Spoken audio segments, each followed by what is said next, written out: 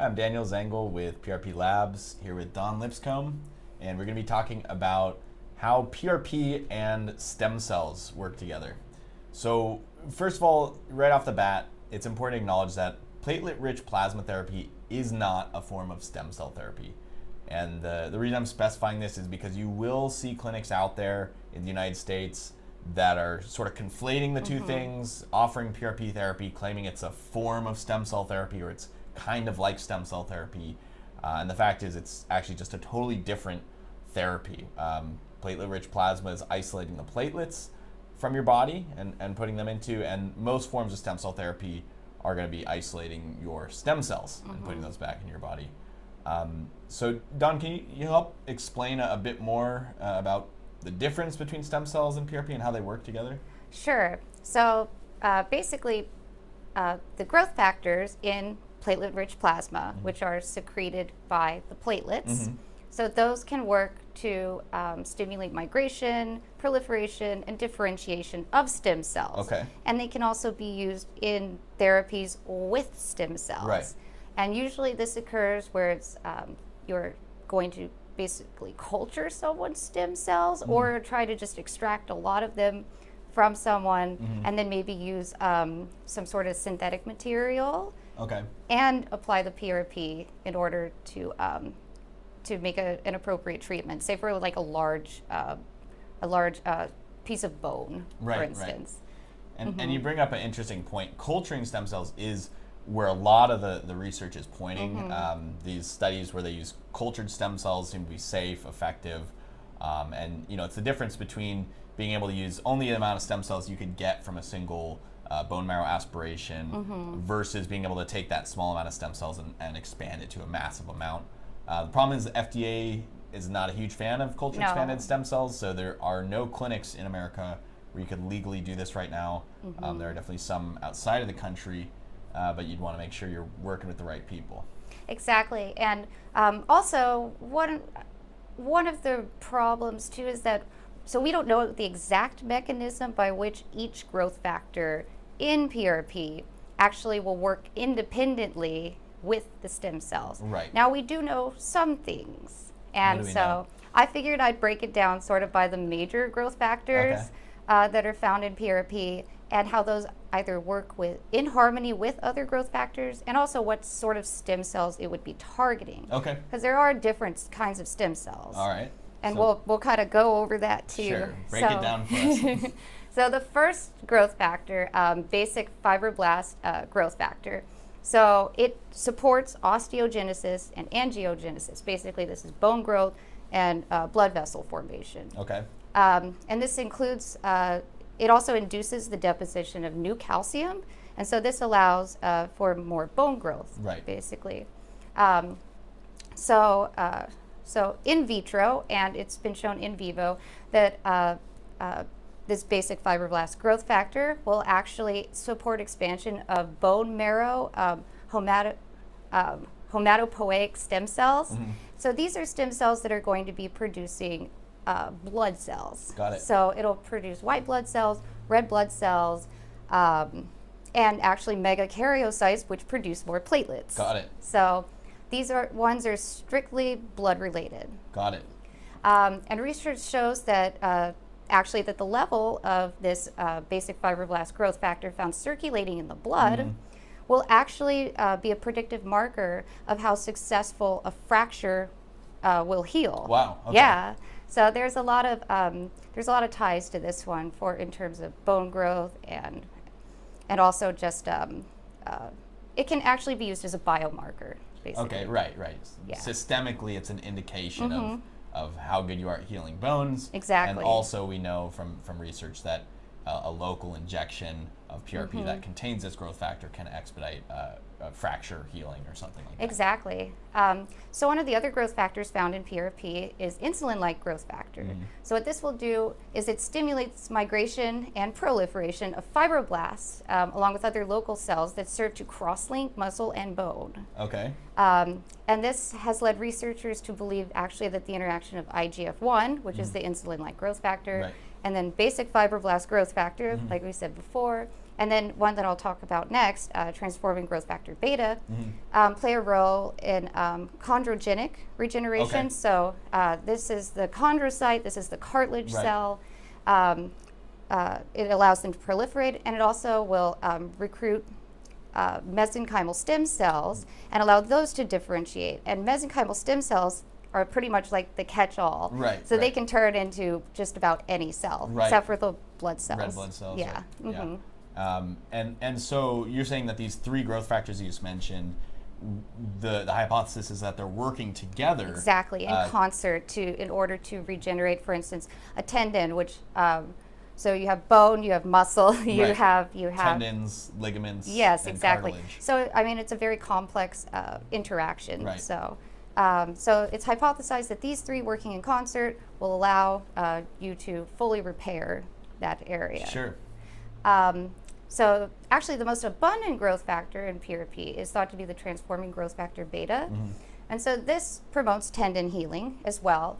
And it has, like I mentioned before, and it has a very high potential to reproduce the actual structure at the tendon base, at the tendon bone insertion site. Okay.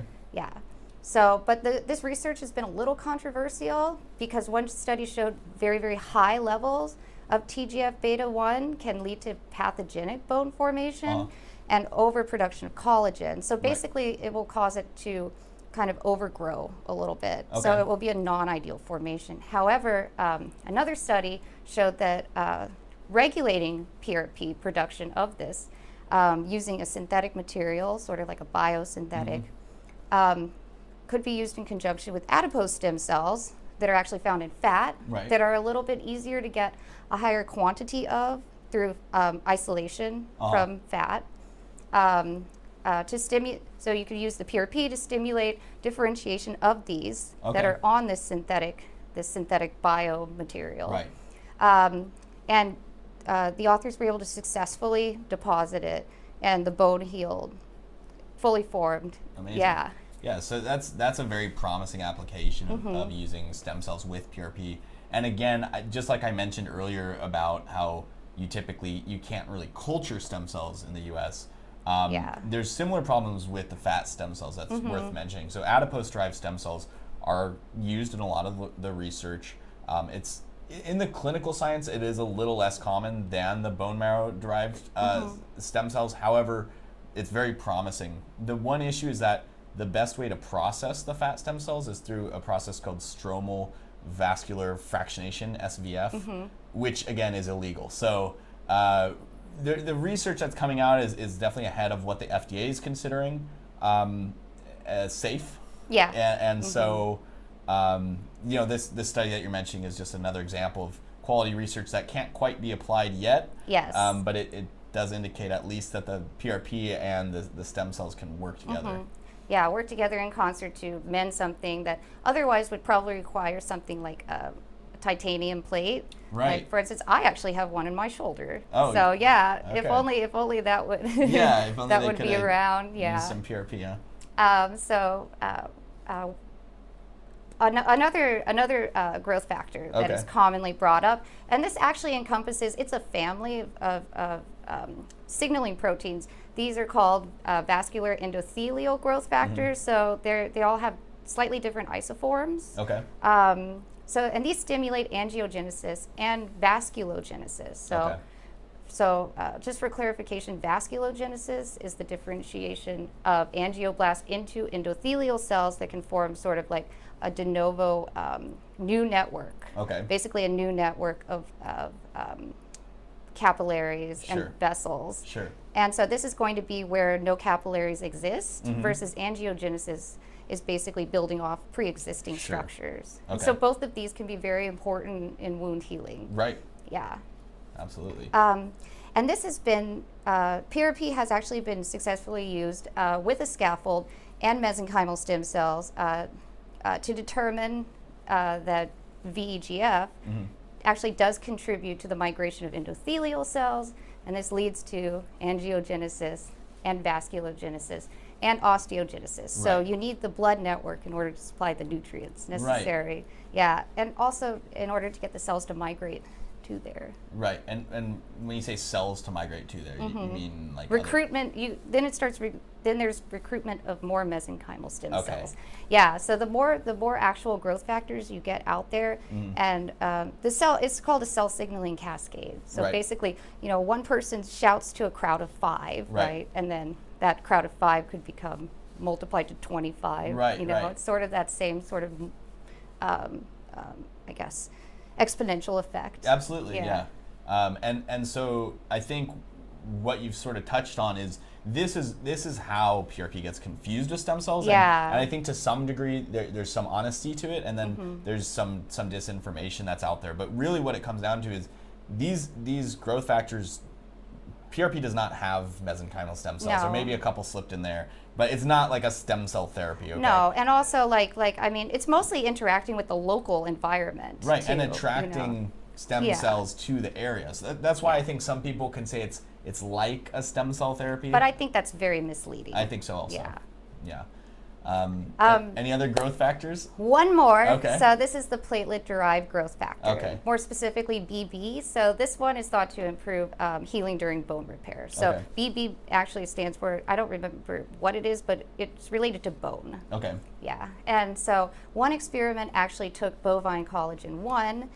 They took this bovine collagen 1 matrix and applied it to a rotator cuff injury with a mix of PRP and also I think mesenchymal stem cells again. Yeah. So, and this is thought to increase synthesis of tenocytes, so mesenchymal stem cells have the potential to become tenocytes. Sure. And so this allowed it to synthesize a normal extracellular matrix, which is basically the overall structure you need in order to develop proper tendons, right? Sure. And injured tenocytes no longer produce all of the necessary components to make a normal ECM, which is part of why it's so difficult for tendons to heal. Got it. Okay. Yeah. And so you're saying that this growth factor facilitated that proper formation of new tissue in the tendons. Exactly. Okay. So. And how is there any way that relates to stem cells? Yeah. So basically, it's encouraged. The PRP was encouraging. They mixed in actually bone marrow derived stem cells for this one. Okay. So this actually not only did the stem cells differentiate and proliferate because these signaling molecules bound to these little receptors on the outside for communication, and it said, hey, multiply and spread, and do what you're supposed to do. Got it. Okay. But it also has a chemotactic response, right? Yeah. So it's encouraging more to come. So these growth factors, not only is it directing the stem cells the proper way to help, it's also attracting new stem cells to the area. Exactly. And I mean, platelet-derived growth factor really does work in concert with things like vascular endothelial growth factor and several of the other ones like TGF beta. And really, it looks like while scientists can't really isolate exactly what each component does, can it just do it on its own? Because that would be an in vitro experiment. Sure. And it's really difficult to determine what each does on its own. It looks like a lot of them work in concert. Yeah. And in order to create a symphony, then you need a full orchestra. Right. So, well put. Yeah. Okay. Well, thank you, Don, for getting really deep in the weeds with a lot us of on biochem. Yeah. I'm glad you're here for this one. So, we're going to have a couple more videos coming up today. Stick around, and we'll be right back with more talk about PRP.